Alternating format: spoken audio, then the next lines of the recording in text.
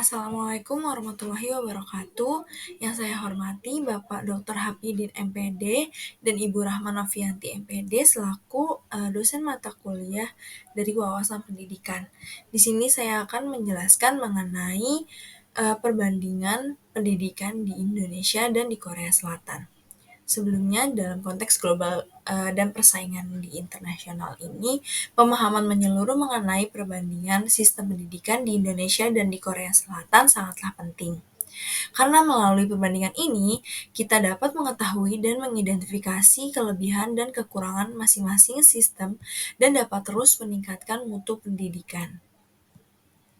Perbandingan pertama yaitu adanya tingkat pendidikan. Indonesia jauh lebih luas dan jumlah penduduknya 4 kali lebih banyak daripada Korea Selatan, namun tingkat pendidikan di Indonesia berada jauh dari Korea Selatan. Menurut data dari PISA, eh, Program for International Student Assessment 2012, Indonesia menempati peringkat 64, sedangkan Korea Selatan menempati peringkat kelima. Yang kedua yaitu adanya tujuan pendidikan.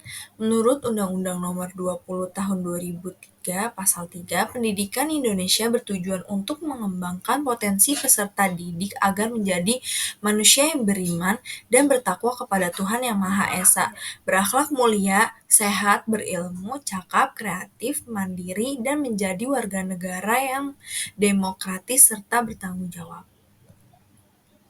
Sedangkan tujuan pendidikan di Korea Selatan adalah untuk menanamkan pada setiap orang rasa identitas nasional dan penghargaan terhadap kedaulatan nasional, menyempurnakan kepribadian setiap warga negara. Yang ketiga yaitu adanya jenjang pendidikan. Sama seperti Indonesia, Korea Selatan memiliki jenjang pendidikan taman kanak-kanak, sekolah dasar, sekolah menengah, dan perguruan tinggi yang membedakan hanyalah mata pelajaran dan usia saat memasuki sekolah tersebut. Yang keempat yaitu anggaran pendidikan. Undang-Undang 1945 mengamanatkan bahwa dana pendidikan selain gaji pendidik dan biaya pendidik kedinasan dialokasikan minimal 20% dari anggaran pendapatan dan belanja negara pada sektor pendidikan dan minimal 20% dari anggaran pendidikan dan belanja daerah. Sedangkan anggaran pendidikan di Korea Selatan berasal dari anggaran negara dengan persentase 18,9%. Yang kelima yaitu ada guru atau personalia. Di Korea terdapat dua jenis pendidikan guru, yaitu tingkat akademik dan pendidikan guru 4 tahun, di mana biaya pendidikan guru negeri ditanggung oleh pemerintah.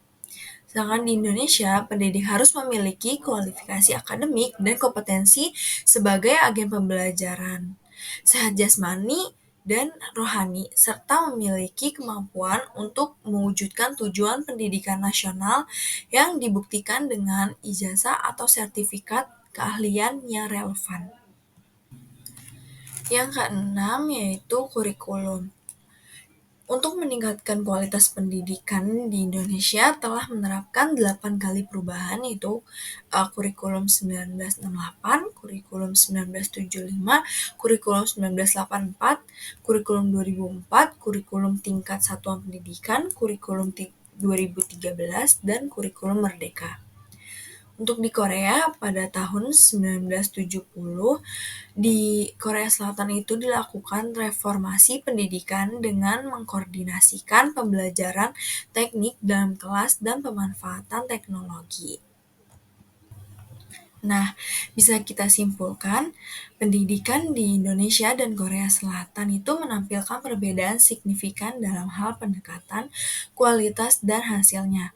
Korea Selatan dikenal dengan sistem pendidikan yang sangat kompetitif dan fokus pada hasil akademis yang tinggi dengan tingkat literasi dan numerasi yang sangat tinggi. Di sisi lain, Indonesia menghadapi tantangan dalam meningkatkan akses dan kualitas pendidikan, terutama di daerah pedesaan dan terpencil. Meskipun begitu, Kedua negara memiliki komitmen untuk memajukan pendidikan sebagai kunci pembangunan dan kemajuan sosial. Perbedaan dalam infrastruktur ini, kurikulum dan budaya pendidikan mencerminkan perbedaan dalam prioritas dan konteks sosioekonomi masing-masing negara. Sekian dari saya, Lutfiah Indana Denisa dari Program Studi Pendidikan Masyarakat Angkatan 2023. Kurang lebihnya mohon maaf. Terima kasih.